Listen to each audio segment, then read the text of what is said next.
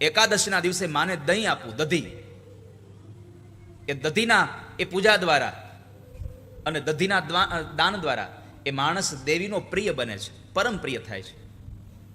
દ્વાદશીના દિવસે માને પૌવા આપવા, પૌવાનું દાન કરવાથી માણસ માનો પ્રિય પાત્ર બને છે. તેરસના દિવસે ચણા, અને એ ચણાથી પૂજા કરીને ચણાનું દાન કરવાથી આ સંસારમાં સંતતિ મળે છે, સંતાનની પ્રાપ્તિ થાય છે. 14ના દિવસે માને સાથવો, સત્તુ સાથવો, અને જે સાથવાથી માની પૂજા કરે, સત્તુ, એ સત્તુથી માતાજીની પૂજા કરે તો એ સત્તુની પૂજા દ્વારા માતાજી તો પ્રસન્ન થાય, પણ સાથે સાથે ભગવાન શિવ પણ પ્રસન્ન થઈ જાય છે, શંકરનો પ્રિય બની જાય છે માણસ.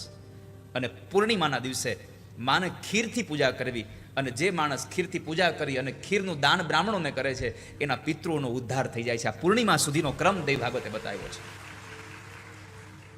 એટલે તમે જુઓ, શ્રાદ્ધમાં પ્રાયઃ ખીર બનાવવામાં આવે છે.